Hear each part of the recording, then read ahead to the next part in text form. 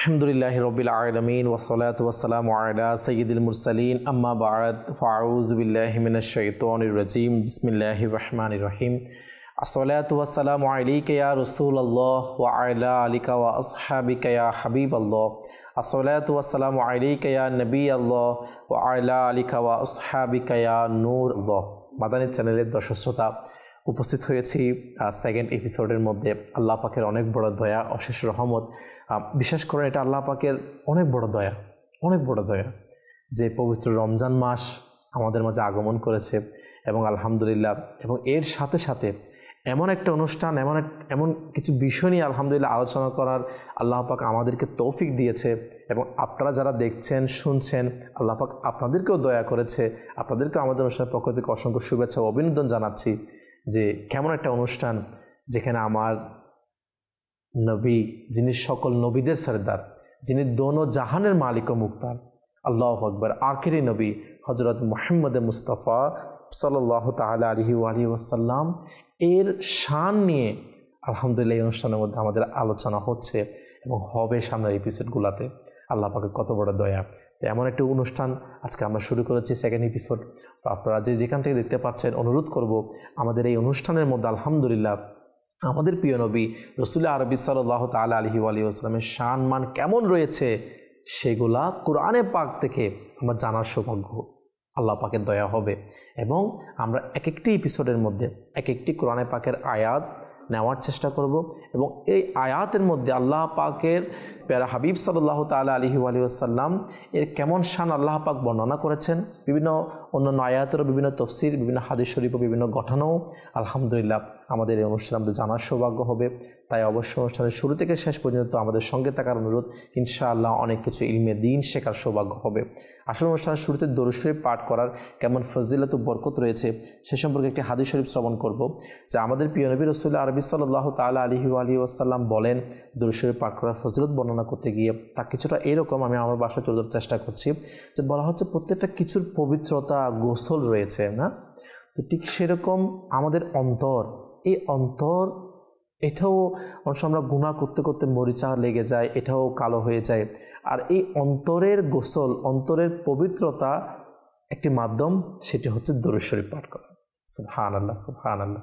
তো দর্শক শ্রোতা, আমাদের উচিত আমাদের অন্তরের মরিচা, অন্তরের যে কালো হয়ে যাওয়া, সেটাকে দূর করার জন্য বেশি থেকে বেশি পরিমাণে দরুদ শরীফ পাঠ করা। আল্লাহ তাআলা আমাদেরকে সেই তৌফিক দান করে। পবিত্র রমজান মাস রয়েছে, ইবাদতের মাস রয়েছে, আসলে আমরা নিয়ত করে বেশি থেকে বেশি পরিমাণে দরুদ শরীফ পাঠ করব। আল্লাহ তাআলা আমাদেরকে আমল করার তৌফিক দান করুক। আসলে মহব্বতের সাথে আমরা আরেকটি বার দরুদ শরীফ পাঠ করি। সল্লু আলাল হাবিব সাল্লাল্লাহু তাআলা আলা মুহাম্মদ সাল্লাল্লাহু তাআলা আলাইহি ওয়াসাল্লাম। আমাদের মাঝে আলহামদুলিল্লাহ, আমাদের সাথে আপনারা জানেন, গত এপিসোড আপনারা দেখেছেন যে আমাদের আলহামদুলিল্লাহ আমাদের যেই অনুষ্ঠানের বিষয়, সেই বিষয়ে আমরা জানার জন্য আমাদের সাথে মোবাইল লিগে দাওয়াত ইসলাম মাশাআল্লাহ আমাদের আব্দুল মুত্তালিব মাদানী হুজুর উপস্থিত রয়েছেন। তো ইনশাআল্লাহ আমাদের হুজুর থেকে আমরা আজকে যে আমাদের প্রিয় নবী রাসূল আরবি সাল্লাল্লাহু তাআলা আলাইহি ওয়াসাল্লামের শান মান সম্পর্কে আমরা কোরআনে পাকের যে আয়াত থেকে আমরা শ্রবণ করব এবং সে আয়াতও জানার সৌভাগ্য অর্জন হবে আমাদের। এবং হুজুর থেকে মাশাআল্লাহ আমাদের শানে হাবিবুর রহমান এই অনুষ্ঠান সম্পর্কে আলহামদুলিল্লাহ কত আমরা প্রথম এপিসোডে জানার সৌভাগ্য হয়েছে। তো আজকের অনুষ্ঠানের মধ্যে আমাদের হুজুর কি তুলে ধরবেন, আসুন সেদিকে আমরা আগাবো। জি হুজুর। আলহামদুলিল্লাহি রাব্বিল আলামিন ওয়াসসালাতু ওয়াসসালামু আলা সাইয়্যিদিল মুরসালিন আম্মা বা'দ ফাআউযু বিল্লাহি মিনাশ শাইতানির রাজীম বিসমিল্লাহির রহমানির রহিম। আলহামদুলিল্লাহ, আজকেও কোরআনে পাকের কিছু আলোচনা, যেখানে হুজুর সাল্লাল্লাহু আলাইহি ওয়াসাল্লামের শান ও মর্যাদা আল্লাহ পাক উল্লেখ করেছেন। সূরা হাদিদ 27 নম্বর পারা, সূরা হাদিদ।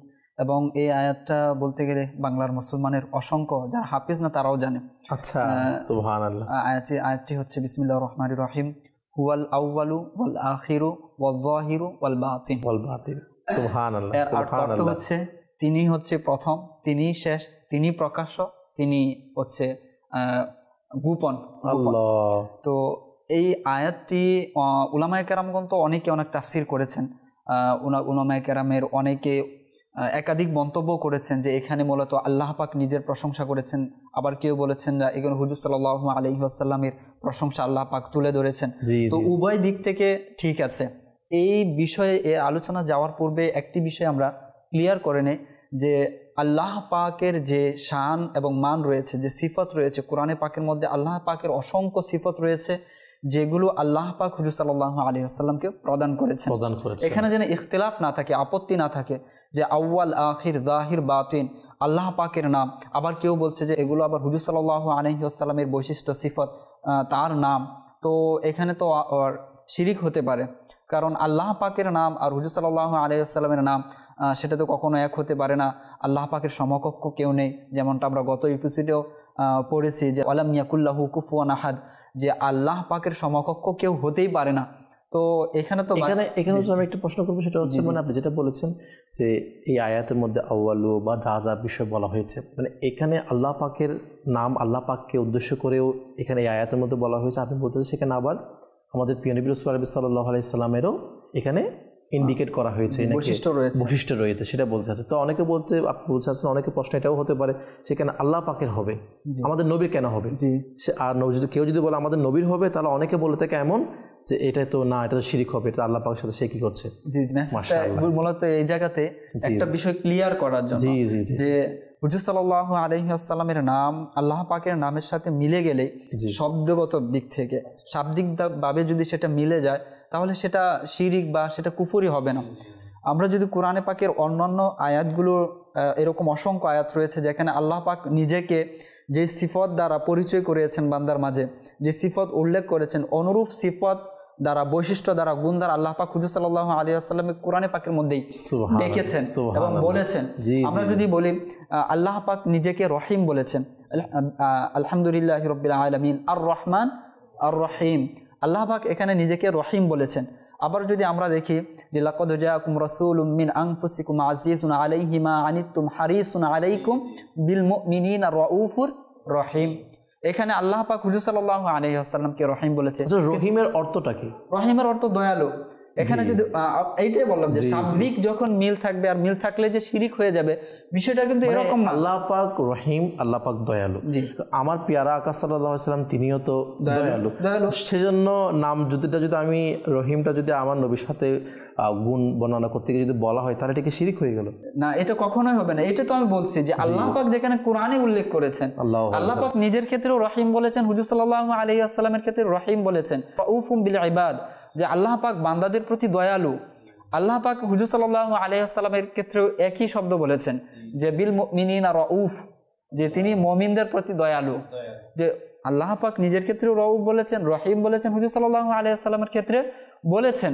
অনুরূপভাবে আমি যদি বলি সূরা ফাতিহার মধ্যে আল্লাহ তাআলা বলেছেন আলহামদুলিল্লাহি রাব্বিল আলামিন, রব, আল্লাহ তাআলা নিজেকে কি বলেছেন? রব বলেছেন। কিন্তু আল্লাহ পাক কামা রাব্বায়ানি সগীরা, তো এখানে পিতামাতাকে আল্লাহ পাক রব বলেছেন। সুতরাং শাব্দিক যদি মিল থাকলেই শিরিক হয়ে যেত, তাহলে কোরআন পাকের মধ্যে এরকম উদাহরণ রয়েছে। আল্লাহ পাকের নাম শাব্দিক দিক দিয়ে যদি, বা আল্লাহ পাকের যেটা গুণবাচক নাম রয়েছে, যদি আল্লাহ পাকের হাবিব সাল্লাল্লাহু আলাইহি ওয়াসাল্লামের যদি ব্যবহার হয়ে থাকে, সেটা শিরিক হবে না। এবং আচ্ছা, অনেকে যে কোনো ক্ষেত্রে শুধু শিরিক শিরিক শিরিক বলতে থাকে।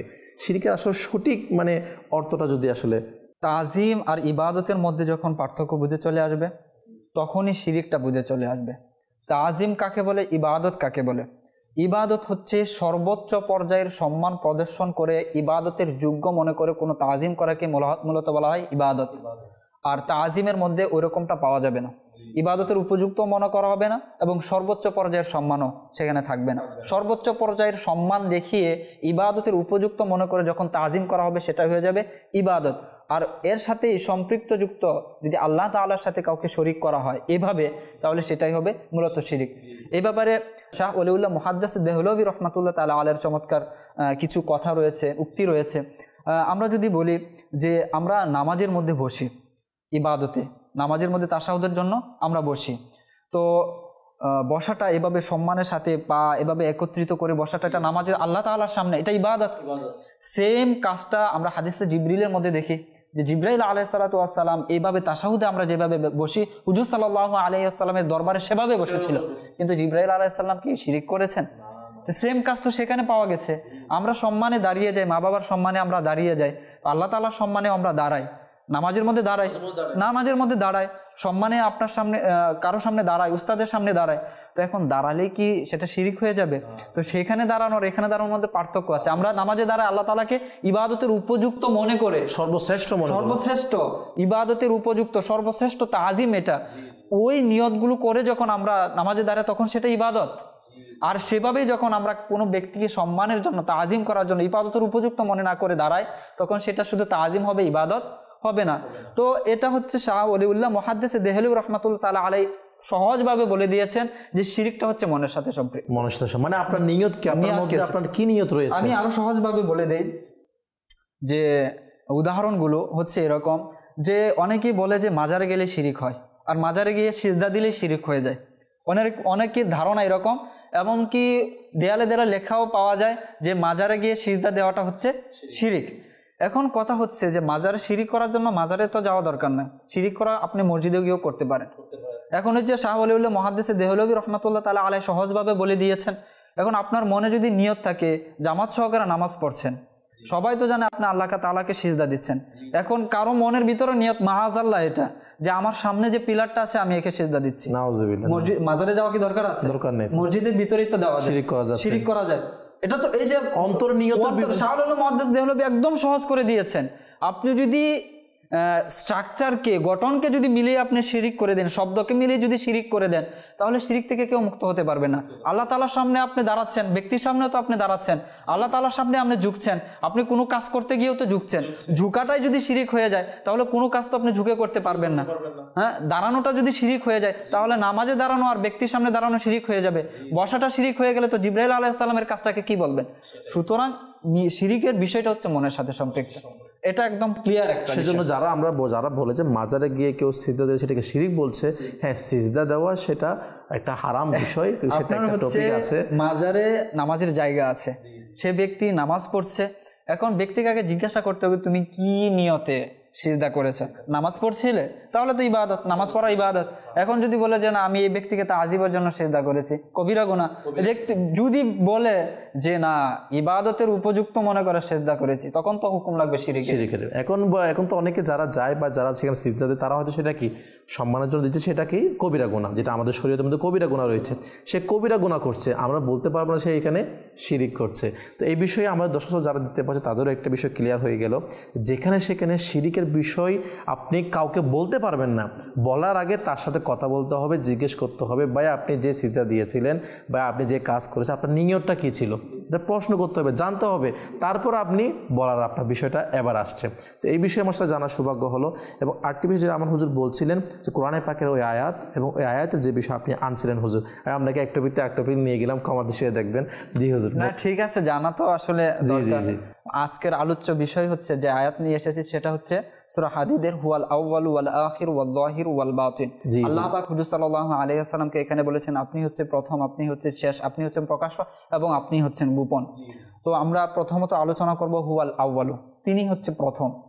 এখন আল্লাহ পাকের দিক থেকে যদি আয়াতের দেখি তো আল্লাহ তাআলা তো প্রথম, সেটা তো স্পষ্ট বিষয়। তো হুজুর সাল্লাল্লাহু আলাইহি ওয়াসাল্লামের ক্ষেত্রে যদি আমরা এই আয়াতটা দেখি যে হুজুর সাল্লাল্লাহু আলাইহি ওয়াসাল্লাম কিভাবে প্রথম, তো অসংখ্য বিষয় উল্লেখ করেছেন ওলামায়ে কেরামগণ যে হুজুর সাল্লাল্লাহু আলাইহি ওয়াসাল্লাম এইসব ক্ষেত্রে প্রথম, শুধু একটা দুটো নয়। এখানে আপনি যে বিষয়টা বলছেন যে আল্লাহ পাক প্রথম এবং ইনি শেষ, তো এবং এর সাথে সাথে এখানে আমার নবীর কথাও বলা হয়েছে যে আমার নবীও প্রথম, আমাদের হযরত মুহাম্মদ মুস্তাফা সাল্লাল্লাহু আলাইহি ওয়াসাল্লাম ইনিও শেষ। এই বিষয়টা আপনি আমাদেরকে বলতে চাচ্ছেন? এই বিষয়টা যে উলামায়ে কেরামগণ এক একটা আয়াতের কয়েক রকম তাফসির করেন, তো প্রত্যেক তাফসির আমরা নিয়ে থাকি। সুতরাং এখানে উলামায়ে কেরামগণ হুজুর সাল্লাল্লাহু আলাইহি ওয়াসাল্লামের ব্যাপারে উল্লেখ করেছেন, সুতরাং এটা তো ফেলে দেওয়া যাবে না। উলামায়ে কেরামগণ যারা মুফাসসিরগণ যারা আছেন তাদেরকে সকলে তাদের কথাকে দলিল হিসাবে গ্রহণ করে। সুতরাং কিভাবে হুজুর সাল্লাল্লাহু আলাইহি ওয়াসাল্লাম প্রথম সেই বিষয়টা নিয়ে এখন আলোচনা করব। আর তারা যে বলে দিয়েছেন দলিল ছাড়া বলে দিয়েছেন বিষয়টা কিন্তু এরকম না, তাদের কথার পক্ষেও যে যুক্তি রয়েছে, শুধু যুক্তি নয় রেফারেন্স রয়েছে, সেটা দলিলে আকলি বলেন দলিলে নকলি বলেন উভয়টাই রয়েছে। তো প্রথমত আমরা দলিলে নকলি নিয়ে আলোচনা করবো, যেটা কোরআন ও হাদিসের মধ্যে রয়েছে। এক তো আল্লাহ পাক হুজুর সাল্লাল্লাহু আলাইহি ওয়াসাল্লাম এখানে আউয়াল বলেছেন এবং সেটার রেফারেন্স কি, সেটার রেফারেন্স হিসেবে যদি আমরা প্রথমে দেখি যে তিনি আউয়াল কিভাবে, প্রশ্ন তো আগে আসতে পারে যে আপনি তো এখানে বলছেন এখানে হুজুর সাল্লাল্লাহু আলাইহি ওয়াসাল্লামকে আল্লাহ পাক আউয়াল বলেছেন, তো সেটার দলিল কি? দলিল হিসাবে প্রথমত উলামায়ে কেরামগণ এটাই উল্লেখ করেছেন যে আল্লাহ পাক যখন সকল মাখলুককে সৃষ্টি করেছেন, আলামে আরওয়াহর মাঝে সৃষ্টি করার পর আল্লাহ পাক একটি প্রশ্ন করেছিলেন। এটা আমরা সকলে জানি। আল্লাহ পাক প্রশ্ন করেছিলেন, আলাস্তু বিরব্বিকুম, আমি কি তোমাদের রব নই? তখন সবাই বলেছিল কি, ক্বালু বালা, কেন নয়, আপনি তো আপনাদের রব। তো এই যে স্বীকৃতি দেওয়া, রব হিসেবে স্বীকৃতি দেওয়া, রব আমাদেরকে সৃষ্টি করেছেন, তিনি আমাদের পালনকর্তা, তিনি আমাদের সৃষ্টি করেছেন। এই যে এর আগের এপিসোডে আমরা বলেছিলাম যে আল্লাহ পাককে সবচেয়ে ভালো কে জানেন? হুজুর সাল্লাল্লাহু আলাইহি ওয়াসাল্লাম সবচেয়ে ভালো জানেন।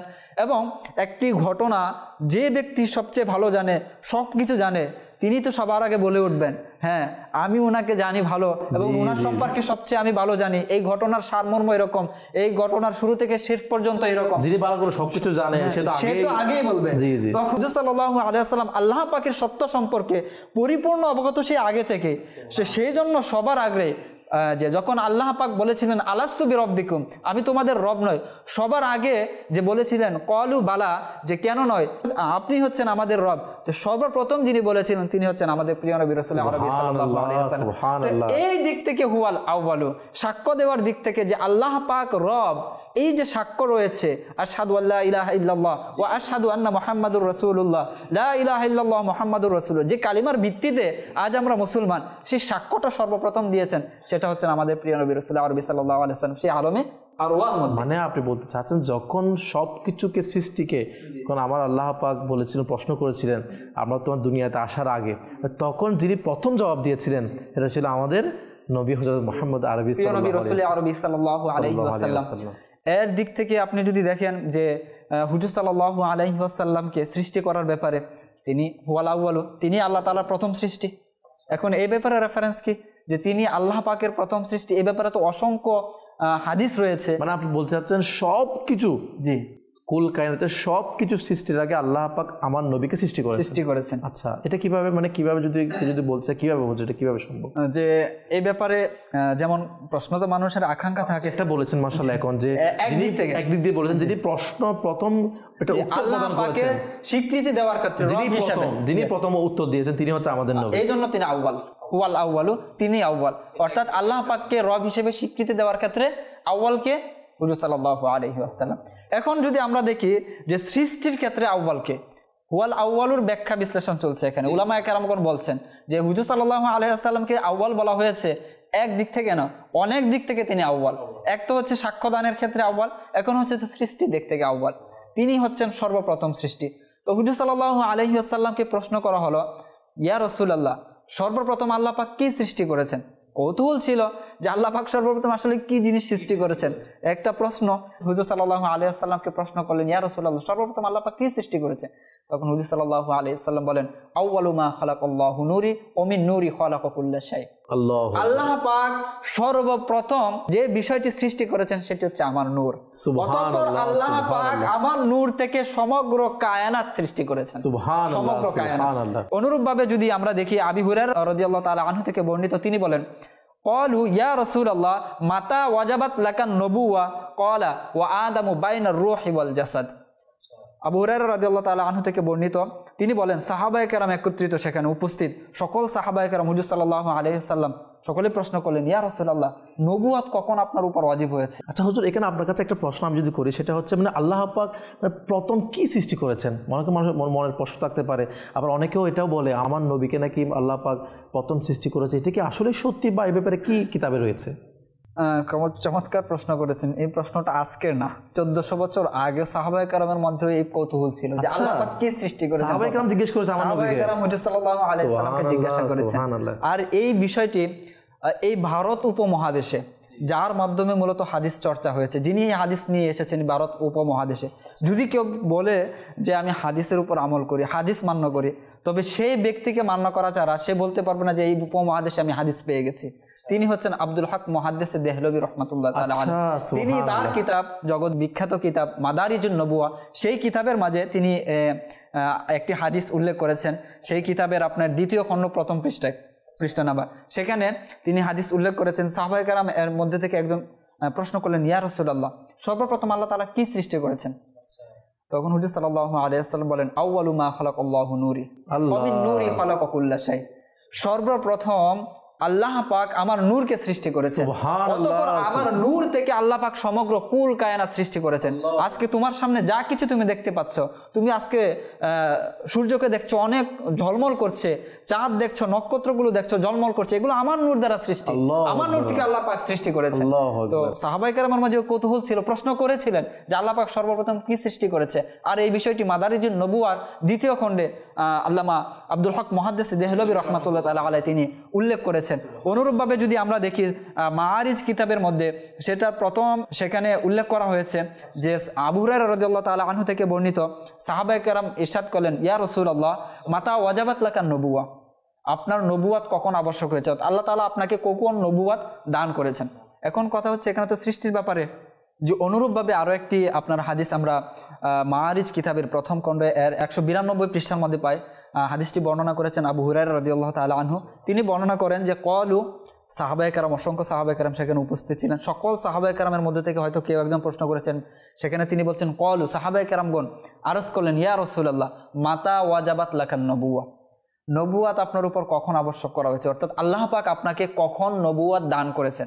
হুজুর সাল্লাল্লাহু আলাইহি ওয়াসাল্লাম বলেন, ক্বালা ওয়া আদামু বাইনার রূহি ওয়াল জাসাদ, আল্লাহ পাক আমাকে তখন নবুয়াত দান করেছেন, আল্লাহ পাক নবুয়াত আমার উপর আবশ্যক করেছেন, আমাকে দিয়েছেন সেই মুহূর্তে যখন আদম বাইনার রূহি ওয়াল জাসাদ, রূহ এবং জাসাদের মধ্যবর্তী, অর্থাৎ তিনি তখনও সৃষ্টি হননি, এর পূর্বে আল্লাহ পাক আমাকে নবুয়াত দান করেছেন। আচ্ছা, এখানে একটা প্রশ্ন থাকে, সেটা হচ্ছে আমরা কথা বলছি কিন্তু প্রথম সৃষ্টি কি হয়েছিল সে বিষয়ে।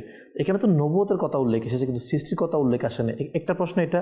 দ্বিতীয় কথা, এটাও চলে আসে আনসার, অনেকে বলে যে আমার নবী এত বছরে গিয়েই নবুয়ত পেয়েছে, বা আমার নবীর উপর নবুয়তটা এত বছরে এসেছিল, কিন্তু এখানে কি নবুয়তটা কি তখনই আল্লাহ পাক আমার নবীকে নবুয়তটা দিয়েছিল? এটার উত্তরও কিন্তু হয়তো এটার মধ্যে আমরা পেয়ে যাবো আশা রাখি। চমৎকার বলেছেন যে এখানে নবুয়াতের ব্যাপারে আলোচনা হচ্ছে, সৃষ্টির ব্যাপারে তো আলোচনা নয়। আমি আপনাকে একটি উদাহরণ দিয়ে বলি যে এই যে মোবাইলটি আছে, এটি আপনাকে দিয়ে দিলাম, এখন আপনাকে কখন আমাকে দিব? আপনার জন্মই হয়নি, তখন কি আমি এটাকে আপনাকে দিতে পারবো? তো এটা তো হচ্ছে যে হুজুর সাল্লাল্লাহু আলাইহি ওয়াসাল্লাম, আদম আলাইহিস সালামের পূর্বে হুজুর সাল্লাল্লাহু আলাইহি ওয়াসাল্লামকে নবুয়তই প্রদান করা হয়েছে, সৃষ্টি তো হয়েছে আরও আগে, সৃষ্টি তো হয়েছে আরও আগে। আর এই বিষয়টি আরও একটি হাদিসের মধ্যে স্পষ্ট হয়ে যায়, যেটা বর্ণিত হয়েছে যে হাদিসটি এভাবে এসেছে, কুনতু নবিয়্যা ওয়া আদামু বাইনার রূহি ওয়াল জাসাদ। এই যে এখন এই হাদিসটি উল্লেখ করা হলো যে হুজুর সাল্লাল্লাহু আলাইহি ওয়াসাল্লাম তখনও নবী ছিলেন যখন আদম আলাইহিস সালাম সৃষ্টি হয়নি। অতঃপর বলেন, আন ইবনুল হুসাইনি আন জাদ্দিহি রাদিয়াল্লাহু আনহুম আনিন নবী সাল্লাল্লাহু আলাইহি ওয়াসাল্লাম ক্বালা কুনতু নূরাম বাইনা ইয়াদাই রব্বি ক্বাবলা খালকি আদম বি14 আলফ আমিন, যে আমি আল্লাহ পাকের দরবারে তখন বিদ্যমান ছিলাম, অর্থাৎ আমাকে আল্লাহ পাক তখনই সৃষ্টি করে রেখেছেন যখন আল্লাহ পাক আদম আলাইহিস সালামকে সৃষ্টি করেনি। আর সেইটা কখন? যখন আদম আলাইহিস সালামকে সৃষ্টি করেছেন তার 14,000 বছর পূর্বে। আল্লাহ পাক হুজুর সাল্লাল্লাহু আলাইহি ওয়াসাল্লামকে, আদম আলাইহিস সালামকে সৃষ্টি করার 14,000 বছর পূর্বেই আল্লাহ পাক হুজুর সাল্লাল্লাহু আলাইহি ওয়াসাল্লামকে সৃষ্টি করেছেন। আর নবুয়ত কখন প্রদান করেছেন? যে আদম আলাইহিস সালামকে সৃষ্টির পূর্বেই। এখন কথা হচ্ছে যে অনেকেই হয়তো বলে থাকে এরকম যে তাকে নবুয়ত দেওয়া হয়েছে 40 বছর বয়সে, যখন তিনি উপনীত হয়েছেন তখন তাকে নবুয়ত দেওয়া হয়েছে। জি, একটা প্রশ্ন এক তো এই হাদিসের মধ্যে প্রমাণিত, সাহাবায়ে কেরাম তো প্রশ্ন করেছিলেন যে মাতা ওয়াজাবাত লাকান নবুয়া, এই হাদিসের মধ্যে কিন্তু এর অ্যান্সার রয়েছে, মাতা ওয়াজাবাত লাকান নবুয়া। এখন যেমন সাধারণ মানুষ বিভ্রান্ত হচ্ছে অনেকের কথায় যে নবুয়াত দেওয়া হয়েছে আপনার 40 বছর পর। আপনার হাদিস খুলে দেখুন না, হাদিসের মধ্যে তো রয়েছে। সাহাবায়ে কেরাম তো এই ব্যাপারেই প্রশ্ন করেছেন না, মাতা ওয়াজাবাত লাকান নবুয়া, যে আল্লাহ পাক আপনাকে কখন নবুয়ত দান করেছেন। এটা সরাসরি একটা আমাদের কাছে তুলে ধরার জন্য প্রশ্ন করা হয়েছে, সরাসরি এখানে প্রশ্ন করেছেন। এর পরবর্তী যে কথাটা হুজুর সাল্লাল্লাহু আলাইহি ওয়াসাল্লাম বলবেন সেটাই তো জবাবের। ক্বালা ওয়া আদামু বাইনার রূহি ওয়াল জাসাদ, আমাকে নবুয়ত আল্লাহ পাক তখনই দিয়ে দিয়েছেন যখন আদম আলাইহিস সালামকে আল্লাহ পাক সৃষ্টি করেননি, তখন আমাকে আল্লাহ পাক কি করেছেন? নবুয়ত দিয়েছেন। এখন সবচেয়ে প্রসিদ্ধ যে আয়াত, আল্লাহ পাক হুজুর সাল্লাল্লাহু আলাইহি ওয়াসাল্লাম কখন নবুয়ত দান করেছেন? আমরা যদি আয়াতে মিসাকে দেখি সেখানে তো স্পষ্ট আছে, আল্লাহ পাক সকল নবীদের থেকে তো একটা ওয়াদা নিয়েছেন না, ওয়াইদ আখাদাল্লাহু মিসাকান নাবিয়্যিন আলামা আতাইতুকুম মিন কিতাবি ওয়া হিকমা সুম্মা জাআকুম রাসূলুম মুসাদ্দিকুল লিমা মাআকুম লাতুমিনুন্না বিহি ওয়া লাতানসুরুন্না ক্বালা আআকরারতুম ওয়া আখাযতুম আলা যালিকুম ইসরি ক্বালু আকারনা ক্বালা ফাশহাদু আনা মাআকুম মিনাশ শাহিদিন। এই যে এত দীর্ঘ এক আয়াত, এই আয়াতের মধ্যে তো এটাই স্পষ্ট হচ্ছে যে আল্লাহ পাক সে যখন কোনো নবীকে আল্লাহ পাক পৃথিবীতে পাঠাননি, তাদেরকে নবুয়ত দিবেন, তাদেরকে কিতাব দিবেন, তাদেরকে হিকমত দিবেন, আর অতঃপর তাদের মধ্যে অতঃপর আল্লাহ পাক হুজুর সাল্লাল্লাহু আলাইহি ওয়াসাল্লামকে পাঠাবেন, বলছেন লা তুমিনুন্না বিহি ওয়ালা তানসুরুন্না, তার উপর তোমাদের ঈমান আনতে হবে, তাকে তোমাদের সাহায্য করতে হবে। তো সেটা তো ওই সময় আল্লাহ পাক হুজুর সাল্লাল্লাহু আলাইহি ওয়াসাল্লামকে দিয়ে দিয়েছেন যে আমি তোমাদেরকে পাঠাবো, তোমাদের পরবর্তীতে একজন নবী আসবেন। তো এটা তো হুজুর সাল্লাল্লাহু আলাইহি ওয়াসাল্লামের ব্যাপারে আল্লাহ পাক সেখানেই সিদ্ধান্ত নিয়ে নিয়েছেন এবং সেখানেই দিয়ে দিয়েছেন। এই যে দীর্ঘ এক আয়াত, এই আয়াতের মধ্যে তো আল্লাহ পাক এই নবুয়তের ব্যাপারে কথাই বলেছেন যে তোমাদেরকে আমি নবুয়ত দিব, কিন্তু আমি যখন আমার এই প্রিয় নবীকে, আমার এই মাহবুবকে পাঠাবো, তখন তোমাদের প্রত্যেকের হুজুর সাল্লাল্লাহু আলাইহি ওয়াসাল্লামের উপর ঈমান আনতে হবে এবং তাকে সাহায্য করতে হবে। এই ঈমান আনা কিসের, এই সাহায্য করা কিসের? এই যে নবুয়ত, এই যে মিটিং হচ্ছে, এখানে মাশওয়ারা হচ্ছে, এই যে মহতি মজলিস, এই মজলিস তো হুজুর সাল্লাল্লাহু আলাইহি ওয়াসাল্লামের নবুয়তেরই চর্চা। তো সুতরাং বলা যে হুজুর সাল্লাল্লাহু আলাইহি ওয়াসাল্লামকে আল্লাহ পাক 40 বছর বয়সে নবুয়ত দিয়েছেন, একটা হচ্ছে এই হাদিসের খিলাফ, আর এই আয়াতেরও খিলাফ, এবং এটা আকলেরও খিলাফ। তাহলে আমাদের বোঝা যায় যে নবুয়ত দিয়ে, এটা 40 বছরের নবুয়ত দিয়েছেন, এটা বলা যাবে না নবুয়ত প্রকাশ করেছেন। জি, এলানে নবুয়ত যেটা আমরা বলে থাকি, যে আল্লাহ পাকের পক্ষ থেকে, আল্লাহ পাকের হিকমত, এটা যে আল্লাহ পাকের হিকমতের অন্তর্ভুক্ত ছিল যে আপনি এত বছর বয়সে নবুয়ত প্রকাশ করবেন। সুতরাং আল্লাহ পাকের হিকমত অনুযায়ী হুজুর সাল্লাল্লাহু আলাইহি ওয়াসাল্লাম অনুরূপী করেছেন যে এখন আপনি নবুয়ত প্রকাশ করেন। অতঃপর আল্লাহ পাক জিবরাইল আলাইহিস সালামের মাধ্যমে আল্লাহ পাকের ওহীগুলো পাঠালেন, এবং একে একে হুজুর সাল্লাল্লাহু আলাইহি ওয়াসাল্লামের জীবনী যদি দেখি, যে যত দিন পর্যন্ত কিতাব নাজিল হয়েছে, ওহী নাজিল হয়েছে, দিন দিন হুজুর সাল্লাল্লাহু আলাইহি ওয়াসাল্লামের জ্ঞান প্রজ্ঞা এগুলো দিন দিন বৃদ্ধি পেয়েছে। সুতরাং এটা বলা যাবে না কোনোভাবে, এবং এটা তো বললাম যে এটা আপনার আকলের দাবি না, কোরআনও এটা মানে না, এবং হাদিসও এর বিপরীত আপনি যেটা বলেছেন। সুতরাং কোরআন, আকল, হাদিস সব কিছু এটারই যে হুজুর সাল্লাল্লাহু আলাইহি ওয়াসাল্লামকে আল্লাহ পাক সেই সময় নবুয়ত দিয়েছেন, ওয়া আদাবু বাইনার রূহি ওয়াল জাসাদ। যখন আল্লাহ পাক আদম আলাইহিস সালাতু ওয়াস সালামকে সৃষ্টি করেননি, তখনই আল্লাহ পাক হুজুর সাল্লাল্লাহু আলাইহি ওয়াসাল্লামকে এই নবুয়ত প্রদান করেছেন। মাশাআল্লাহ। দর্শক, আমরা শুনছিলাম যে এতক্ষণ পর্যন্ত যে আমার প্রিয় নবী সাল্লাল্লাহু তাআলা আলাইহি ওয়াসাল্লাম, ইনি যে আউয়াল, যে ইনাকে যে আল্লাহ পাক প্রথম সৃষ্টি করেছেন, সে বিষয়ে মাশাআল্লাহ আপনি আমাদেরকে বলছিলেন, কয়েকটা বিষয় আপনি আমাদেরকে রেফারেন্স তুলে ধরেছেন মাশাআল্লাহ হাদিস শরীফের। এমনকি সাহাবায়ে কেরামের মধ্যে আসলে এই প্রশ্নটা ছিল যে ইয়া রাসূলুল্লাহ সাল্লাল্লাহু আলাইহি ওয়াসাল্লাম, আল্লাহ পাক প্রথম কি সৃষ্টি করেছেন? আপনি মাশাআল্লাহ সেই হাদিস শরীফগুলো আমাদের কাছে তুলে ধরেছেন। আর কি কোনো যে আল্লাহ রাসূল সাল্লাল্লাহু আলাইহি ওয়াসাল্লাম প্রথম সৃষ্টি, প্রথম বিষয়, এই বিষয়ে যদি কোনো কিছু ঘটনা যদি আমাদেরকে তুলে ধরতেন। এটা যদি দেখি, যে একটু আগে তো বললাম সাহাবায়ে কেরামের মাঝে কৌতূহল ছিল। মুসা আলাইহিস সালাম এবং আল্লাহ পাকের মধ্যে একটি কথোপকথন হয়েছিল, আর সেই কথোপকথনটি আব্দুল্লাহ ইবনে আব্বাস রাদিয়াল্লাহু তাআলা আনহু তিনি উল্লেখ করেছেন।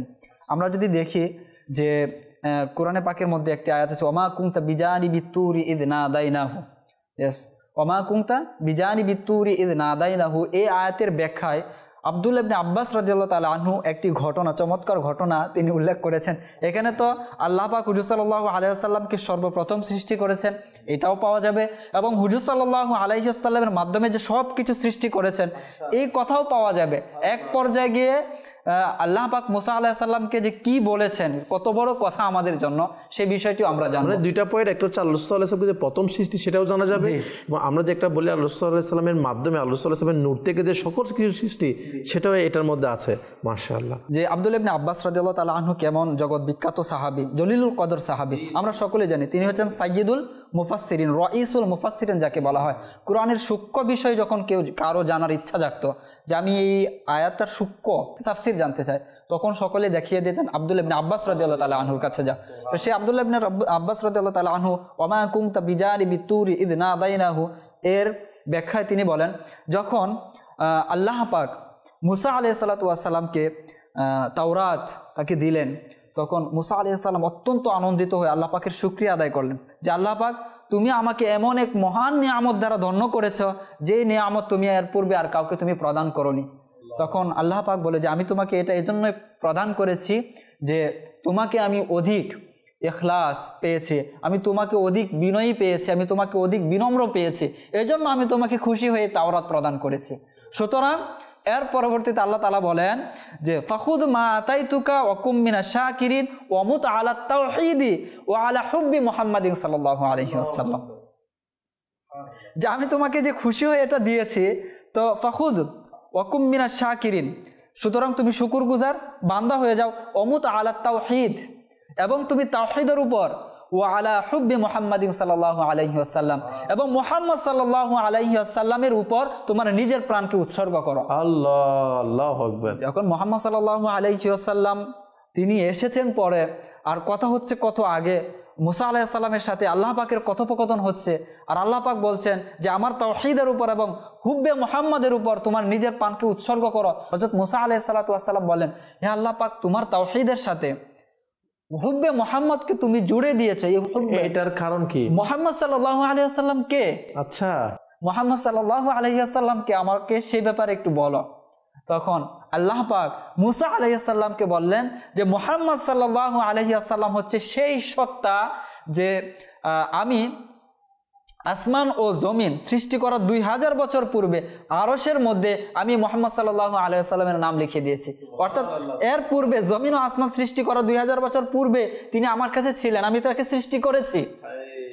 তখন তিনি বললেন যে এই সত্তার ব্যাপারে। এরপর আল্লাহ তাআলা বললেন যে হুব্বে মুহাম্মদের উপর নিজের প্রাণকে উৎসর্গ বরাবর এই যে ঘটনা হলো, এই ঘটনার পর বললেন যে তুমি যদি আমার নৈকট্য পেতে চাও, তার প্রতি তুমি অধিক হারে দুরূদ শরীফ পাঠ করো। আল্লাহ আল্লাহ আল্লাহ, সুবহানাল্লাহ সুবহানাল্লাহ। প্রথমত বলেছেন মুত আলা তাওহীদি ওয়া হুব্বি মুহাম্মাদিন সাল্লাল্লাহু আলাইহি ওয়াসাল্লাম, যে মৃত্যুবরণ করার জন্য, প্রাণ উৎসর্গ করার জন্য মুহাম্মদ সাল্লাল্লাহু আলাইহি ওয়াসাল্লামের ভালোবাসায়। অতঃপর বলেন আমার নৈকট্য যদি তুমি পেতে চাও, তাহলে তার প্রতি অধিক হারে দুরূদ শরীফ পাঠ করো। এত মুসা আলাইহিস সালাম আরো আগ্রহী হলেন যে তার ব্যাপারে তুমি আল্লাহ পাক আরো খুলে বলো, আরো আমাকে স্পষ্ট করে বলো যে তার সত্তা কিরকম, তার প্রতি আমার অধিক হারে দুরূদ শরীফ পাঠ করতে হবে। অর্থাৎ তার প্রতি দুরূদ শরীফ পাঠ করা হচ্ছে তোমার নৈকট্য লাভের অন্যতম একটি মাধ্যম। সুতরাং তার ব্যাপারে তুমি আরো আমাকে খুলে বলো, আরো আমাকে জানাও।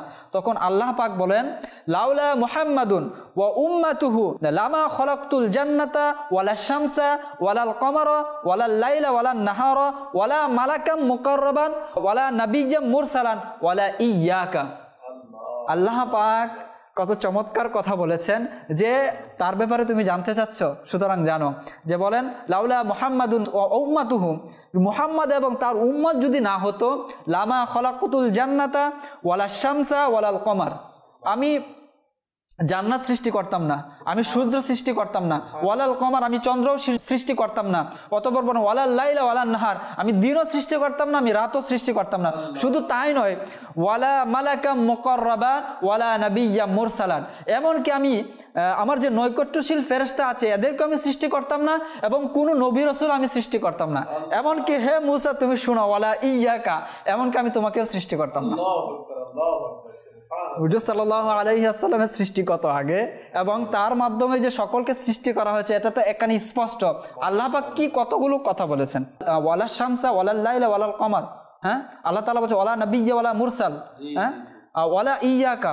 আল্লাহ পাক কোনো কিছু সৃষ্টি করতেন না, যখন কোনো কিছু সৃষ্টি করতেন না, যদি আল্লাহ এখানে ভেঙে ভেঙে বলে দিয়েছেন মূলত বলতে গেলে। সূর্যের কথা বলেছেন, চন্দ্রের কথা বলেছেন, কুল কায়নাতে যে বিভিন্ন একটা উদাহরণ এখানে টেনে এনেছেন, উদাহরণের কথা এখানে উল্লেখ করেছেন, এবং সবকিছু স্পষ্ট করে দিলেন মুসা আলাইহিস সালামের কাছে তোমাকে আমি সৃষ্টি করতাম না, যদি কি হযরত মুহাম্মদ সাল্লাল্লাহু আলাইহি ওয়াসাল্লামকে আল্লাহ পাক সৃষ্টি না করতেন। এখানে তো স্পষ্ট হয়ে গেল না। প্রথমে তো হাদিস শুরুতেই বলেছেন আউয়ালু মা খালাকাল্লাহু নূরি ওয়া মিন নূরি খালাকা কুল্লা শাই। এখানে তো আরো স্পষ্ট হয়ে গেল যে মুসা আলাইহিস সালাম এবং আল্লাহ পাকের একটি কথোপকথন। আব্দুল্লাহ ইবনে আব্বাস রাদিয়াল্লাহু তাআলা আনহু এই যে ওমা কুনতা বিজানিবি তুরি ইয নাদাইনাহু আয়াতের ব্যাখ্যা এই ঘটনাটা তিনি নিয়ে এসেছেন। আবার মুসা আলাইহিস সালাম সেই প্রথম দিকেই গেলেন যে আল্লাহ পাক তাকে তাওরাত দান করেছেন, আল্লাহ পাক খুশি হয়ে দিয়েছেন, আল্লাহ পাক তাকে ভালোবেসেছেন, তিনি বিনম্র বান্দা ছিলেন, এই জন্য আল্লাহ পাক তাকে তাওরাত দিয়েছেন। অতঃপর মুসা আলাইহিস সালাম কৌতূহল নিয়ে আরো একটি প্রশ্ন করলেন, আল্লাহ পাক আমি তোমার কাছে বেশি প্রিয়, এই যে মুহাম্মদ সাল্লাল্লাহু আলাইহি ওয়াসাল্লাম তার জিকির তুমি করছো, তিনি অধিক প্রিয়, তিনি তোমার কাছে অধিক মর্যাদাবান। আল্লাহু আকবার। তো আল্লাহ তাআলা বললেন যে তুমি হচ্ছে আমার কালিমুল্লাহ আর তিনি হচ্ছে হাবিবুল্লাহ। সুবহানাল্লাহ। এখন আল্লাহ পাক তো এটা বলেছেন কালিমুল্লাহ হাবিবুল্লাহ, এর অর্থ কি? আল্লাহ তাআলা সেটার সংজ্ঞাও করে দিচ্ছেন যে কালিমুল্লাহ আর হাবিবুল্লাহর মাঝে পার্থক্য কি। যে কালিমুল্লাহ হচ্ছে সে যে আল্লাহ পাকের ভালোবাসা চায়, আর হাবিবুল্লাহ হচ্ছে সে যার ভালোবাসা আল্লাহ চায়। তো এটা হাদিসে কুদসির মধ্যে এটাই আসছে যে কুল্লু আহাদিন ইয়াতলুবু রিদাই ওয়া আনা আতলুবু রিদাকা ইয়া মুহাম্মদ, যে সমগ্র মাখলুক আমার ভালোবাসা চায় হে মুহাম্মদ, আর আমি আপনার ভালোবাসা চাই। সুবহানাল্লাহ। আর এটা কি কোরআনে পাকের মধ্যে তো এসেছে না? জি জি। কদ নারা তাকাল্লুবা ওয়াজহিকা ফিস সামা ফালা নুওয়াল্লিয়ান্নাকা কিবলাতান তারদাহা, আমি আপনাকে সেই কিবলার দিকে ফিরিয়ে দিব যে কিবলার প্রতি আপনি সন্তুষ্ট। ওয়ালা সাউফা ইউতিকা রাব্বুকা ফাতারদা, আমি আপনাকে এত পরিমাণে দিব আপনি সন্তুষ্ট হবেন। আল্লাহ পাক হুজুর সাল্লাল্লাহু আলাইহি ওয়াসাল্লাম কি পেলে সন্তুষ্ট হবেন আল্লাহ পাক সেটা দিবেন। সুবহানাল্লাহ। এটা হাদিসে কুদসি এবং এই ঘটনা সারমর্ম। আমরা তো ইবাদত করি আল্লাহ পাকের সন্তুষ্টি করার জন্য, আর আল্লাহ পাকের পেয়ারা হাবিব সাল্লাল্লাহু আলাইহি ওয়াসাল্লাম যখন চাচ্ছেন এটা ইচ্ছা প্রকাশ করেছে কিবলা এদিক না এদিক হোক, আল্লাহ পাক তার হাবিবের সন্তুষ্টির জন্য সেদিকে কিবলা করে দিয়েছে। মানে কেমন আল্লাহ পাকের কত সম্মান তার পেয়ারা হাবিব সাল্লাল্লাহু আলাইহি ওয়াসাল্লাম বৃদ্ধি করেছে। মানুষ তো চাই মালিককে সৃষ্টি করে, যার মালিক চাচ্ছে কি তার সৃষ্টিকে আকা সাল্লাল্লাহু আলাইহি ওয়াসাল্লামকে সন্তুষ্ট করার জন্য, খুশি করার জন্য, তার হাবিবুল্লাহ। আল্লাহু আকবার, খুব সুন্দর। জি, হুয়াল আউয়ালুর ব্যাখ্যায় আমরা ছিলাম যে হুয়াল আউয়ালু ওয়াল আখির ওয়াল যাহির ওয়াল বাতিন। এখন পর্যন্ত আমরা সেদিকে যেতে পারি না, ইনশাআল্লাহ হয়তো এগুলো এমন কিছু বিষয় আপনি মাশাআল্লাহ আমরা আসলে দর্শক শ্রোতাও শুনতে পাচ্ছেন, বুঝতেও পারছেন যে আসলে কোরআনে পাকের এক একটি শব্দ মানে এত আলোচনা, এত বিস্তারিত আলোচনা, আমাদের তো সেই সৌভাগ্য নাই যে আসলে আলোচনা করা, কিন্তু তারপরে যদি এগুলো আলোচনা করা হয়, কিতাবের কথা উল্লেখ করা হয়, ঘন্টার পর ঘন্টা দিনের পর দিন চলে যাবে, তারপর আসলে সম্পূর্ণ বিষয়। তো একটা ডাউট একদম শুরুর দিকে বলেছিলাম যে হুজুর সাল্লাল্লাহু আলাইহি ওয়াসাল্লামকে এখানে আউয়াল বলবে কি হিসাবে বলা হবে? তো এখন এই যে আলোচনা হচ্ছে, এখন হয়তো অনেকের সন্দেহ কেটে গেছে যে হ্যাঁ ঠিক আছে হুয়াল আউয়ালু, হুজুর সাল্লাল্লাহু আলাইহি ওয়াসাল্লাম আউয়াল। এখন তো মাত্র দুইটা পয়েন্ট। প্রথমত সাক্ষ্যদানের ক্ষেত্রে আমি বলেছিলাম যে সাক্ষ্যদানের ক্ষেত্রে তিনি আউয়াল। এখন সৃষ্টির ক্ষেত্রে এবং কি তার মাধ্যমে আল্লাহ পাক সকল কিছু সৃষ্টি করেছেন তার উসিলায়, এটাও মোটামুটি আমাদের ক্লিয়ার। যাদের আসলে আকল রয়েছে, সুস্থ বিবেক সম্পন্ন মানুষ যারা রয়েছেন তাদের হয়তো বুঝতে অসুবিধা হবে না। অবশ্যই অসুবিধা হবে না, কারণ এখানে পরিপূর্ণ কোন হাদিস এর মধ্যে এভাবে বর্ণনা এসেছে, সাহাবায়ে কেরাম যেখানে প্রশ্ন করেছে সাহাবায়ে কেরাম প্রশ্নের উত্তর এখানে তুলে ধরা হয়েছে, এবং কোরআনে পাকের আয়াত যেখানে আল্লাহ তাআলা মুসা আলাইহিস সালামের সাথে যেখানে আলোচনা কথোপকথন ওই ঘটনা এখানে তুলে ধরা হয়েছে। তো এরপরও যদি আমাদের বুঝে না আসে যে আল্লাহ রাসূল সাল্লাল্লাহু আলাইহি সাল্লাম ইনিই হচ্ছে প্রথম সৃষ্টি এবং ইনার উসিলায় আল্লাহ পাক সকল কিছু সৃষ্টি করেছেন, তারা আমাদের কিভাবে বুঝে আসবে? আমরা যদি সবকিছু তো আসলে বিস্তারিত আলোচনা এক অনুষ্ঠানের মধ্যে সম্ভব হবে না। আমাদের অনুষ্ঠানের সময় প্রায় শেষই হয়ে গিয়েছে, শেষের দিকে চলে এসেছে। আমরা দুই দিক থেকে আমরা দেখলাম হুজুর সাল্লাল্লাহু আলাইহি ওয়াসাল্লাম আউয়াল। সংক্ষিপ্তভাবে বলে যে কিয়ামতের ময়দানে শাফাআতের দ্বার উন্মোচন হবে হুজুর সাল্লাল্লাহু আলাইহি ওয়াসাল্লামের মাধ্যমে, অর্থাৎ সর্বপ্রথম সুপারিশকারী যিনি হবেন তিনি হচ্ছেন হুজুর সাল্লাল্লাহু আলাইহি ওয়াসাল্লাম। মান যাল্লাযী ইয়াশফাউ ইনদাহু ইল্লা বিইজনি, ওই দিন কে এমন সত্তা রয়েছে যে আল্লাহ পাকের কাছে সুপারিশ করবে আল্লাহ তাআলার অনুমতি ব্যতীত? অনুমতি ব্যতীত আল্লাহ পাকের সুপারিশ কেউ পাবে না। হুজুর সাল্লাল্লাহু আলাইহি ওয়াসাল্লাম সর্বপ্রথম সুপারিশ করবেন। এই বিষয়ে যদি আলোচনা করতে চাই স্বতন্ত্র একটি অনুষ্ঠানের প্রয়োজন। ইরফা রাসাকা, আল্লাহ পাকের দরবারে যখন হুজুর সাল্লাল্লাহু আলাইহি ওয়াসাল্লাম সেজদা অবনত হবেন, আল্লাহ পাক ডাক দিয়ে বলবেন ইয়া মুহাম্মদ ইরফা রাসাকা। তো অতঃপর তো বলবেন যে সাল তু'ত ইশফা তুশাফা, এভাবে চারটি বর্ণনা রয়েছে, অনেকগুলো বর্ণনা রয়েছে। তো এভাবে এক পর্যায়ে আল্লাহ পাক বলেন ইশফা তুশাফা, আপনি শাফাআত করুন আপনার শাফাআত কবুল করা হবে। শাফাআতের ব্যাপারে বর্ণনা করলে শাফাআতের হাদিস এত সংখ্যক রয়েছে, আল্লাহ রাহমাতুল্লাহ আলাইহি বর্ণনা করেছেন, স্বতন্ত্র রিসালায় আছে। তো কিয়ামতের ময়দানে সর্বপ্রথম যেটা শাফাআতে আকবার, এটা হুজুর সাল্লাল্লাহু আলাইহি ওয়াসাল্লামের মাধ্যমে যে শাফাআতের দ্বার উন্মুক্ত হবে। যে মান যাল্লাযী ইয়াশফাউ ইনদাহু ইল্লা বিইজনি, সেই কিয়ামতের ময়দান তো এরকম হবে যে আল্লাহ তাআলার সামনে দণ্ডায়মান হওয়ার সাহস কেউ করবে না, সবাই ভয়ে থাকবে। কিন্তু হুজুর সাল্লাল্লাহু আলাইহি ওয়াসাল্লাম সেজদায় অবনত হবেন, আর আল্লাহ তাআলা বলবেন ইশফা তুশাফা, আপনি শাফাআত করুন আপনার শাফাআত গ্রহণ করা হবে। সেই কঠিন দিনেও সর্বপ্রথম যিনি কি শাফাআত করবেন, আউয়াল প্রথম যিনি শাফাআত করার ক্ষেত্রে আউয়াল হুজুর সাল্লাল্লাহু আলাইহি ওয়াসাল্লাম। সুতরাং হুয়াল আউয়াল এই ক্ষেত্রেও। এছাড়াও কিয়ামতের ময়দান অনুষ্ঠিত হবে, সর্বপ্রথম যিনি কবর থেকে উত্থিত হবেন সেটা হচ্ছেন হুজুর সাল্লাল্লাহু আলাইহি ওয়াসাল্লাম। জান্নাতে যিনি প্রবেশ করবেন সর্বপ্রথম হুজুর সাল্লাল্লাহু আলাইহি ওয়াসাল্লাম। যার উম্মত সর্বপ্রথম জান্নাতে যাবে সেটা হুজুর সাল্লাল্লাহু আলাইহি ওয়াসাল্লামের উম্মত। সুতরাং হুয়াল আউয়াল হওয়ার দিক থেকে কোনো ডাউট নেই যে এখানে হুয়াল আউয়াল হুজুর সাল্লাল্লাহু আলাইহি ওয়াসাল্লামকেও বোঝানো যেতে পারে, তাফসির করা যেতে পারে এবং বোঝানো হয়েছে। এক কথায় দেখেন, যখন আমরা আল্লাহ পাক কত বড় দয়া করেছে, সকল নবীদের সরদার হযরত মুহাম্মদ মুস্তাফা সাল্লাল্লাহু আলাইহি ওয়াসাল্লাম এর উম্মত আমরা হতে পেরেছি। যদি এটা বিশ্বাস করি যে সকল উম্মতদের মধ্যে আমরা উম্মতদেরকে সর্বপ্রথম ওঠানো হবে, আমরা উম্মতদের কাতার সর্বপ্রথমে থাকবে, এটা যখন বিশ্বাস করে ফেলি, তাহলে বাকিগুলো এটার মাধ্যমে, এটাও তো একটা রেফারেন্স, এটাও তো একটা মানে বোঝার মাধ্যম যে আমার নবীর উম্মতরা সবার সম্মান দিক দিয়ে সব দিক দিয়ে বৃদ্ধি, আমার নবীর উম্মতদের অন্য নবীরা পর্যন্ত আমার নবীর উম্মত হতে চেয়েছে। তো এটা থেকেও যদি বোঝা যায় না, তাহলে আসলে যেই বিষয়টা আমার নবী সকল সৃষ্টির প্রথম সৃষ্টি, আমার নবী প্রথম, আমার নবী সব কিছু প্রথম হবে, তো সেটা আসলে এখানে বোঝার একদম খুব আসান মাশাআল্লাহ, এবং খুব সুন্দরভাবে আমাদের হুজুর আসলে আজকের অনুষ্ঠানে তুলে ধরেছেন যে আসলে আমার নবী সাল্লাল্লাহু আলাইহি সাল্লাম তিনি প্রথম সৃষ্টি, ইনার নূর থেকেই আল্লাহ পাক সকল কিছু সৃষ্টি করেছেন। এটা আল্লাহ পাকের দয়া আজকে আমাদের মাশাআল্লাহ খুব সুন্দরভাবে জানার সৌভাগ্য হলো। সময় শেষই হয়ে গিয়েছে, আর সময় হুজুর আজকে আর নিব না। পরবর্তী অনুষ্ঠানে ইনশাআল্লাহ আরও কিছু বিষয় নিয়ে আমরা আলোচনা করার চেষ্টা করব এবং দর্শকদের কাছে অনুরোধ করব যে আসলে এই যে বিষয়গুলো, আমার নবীর সত্য সম্পর্কে জানা, আমার নবীর হাকিকত সম্পর্কে জানা, আমার নবীর শান সম্পর্কে জানা, এগুলো আমাদের ঈমানের সাথে সম্পৃক্ত। তাই এই বিষয়গুলোর ক্ষেত্রে আমাদের অবশ্যই সতর্ক থাকা উচিত, এবং এই বিষয়গুলো যখন আমরা কোরআন এবং হাদিস থেকে জানার সৌভাগ্য হলো, এবং এই বিষয়গুলোর ক্ষেত্রেও আমাদের আমল করা উচিত। অনেক কিছু বিভিন্নভাবে বলবে, তো শয়তান তো পিছনে রয়েছে, চাইবে আমাদের কীভাবে ঈমানকে বরবাদ করতে চাই, সেজন্য সে শয়তানের বিভিন্ন ওয়াসওয়াসা, শয়তানের সুরত নিয়ে অনেকে আসবে, বলবে এটা ঠিক না, এটা এরকম। তো যারা এরকম বলে তাদের জন্য এই যে এতক্ষণ পর্যন্ত আমরা শুনলাম কোরআনে পাকের আয়াত এবং হাদিস শরীফ, সেগুলো রেফারেন্সও আমরা জানার সৌভাগ্য হলো, তাহলে এগুলো যে হোক সেটা আজকে আলহামদুলিল্লাহ আমাদের জানার সৌভাগ্য হলো। এবং আমার পিয়ারা আকা সাল্লাল্লাহু আলাইহি ওয়াসাল্লাম তিনি যে সর্বপ্রথম সৃষ্টি, এবং ইনি যে নূরের তৈরি, এবং ইনার থেকে যে সকল সৃষ্টি করা হয়েছে সেটা আমাদের জানার সৌভাগ্য হয়েছে। ইনশাআল্লাহ পরবর্তী অনুষ্ঠানের মধ্যে অন্য একটি কোরআনে পাকের আয়াত নিয়ে আমার নবীর শান সম্পর্কে আমাদের জানার সৌভাগ্য হবে। ততক্ষণ পর্যন্ত দেখতে থাকুন মাদানী চ্যানেল বাংলা। আজকে এতটুকুই। আল্লাহ তাআলা আমাদেরকে যা কিছু শ্রবণ করলাম তার উপর নিজেও আমল করে অপরের কাছে পৌঁছে দিয়ে নেকি হাসিল করার তৌফিক দান করুক। আমিন বিজাহি নবিল আমিন সাল্লাল্লাহু তাআলা আলাইহি ওয়া আলিহি ওয়াসাল্লাম।